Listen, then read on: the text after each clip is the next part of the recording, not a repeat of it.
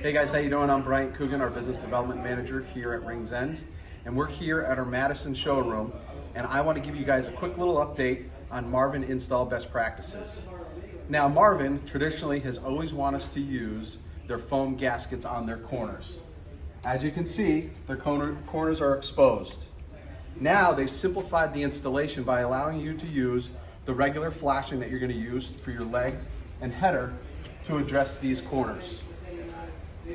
Marvin's newest installation technique is to cut a 2-inch by 4-inch strip of flashing and place it on all 4 corners and span that corner to keep it nice and watertight.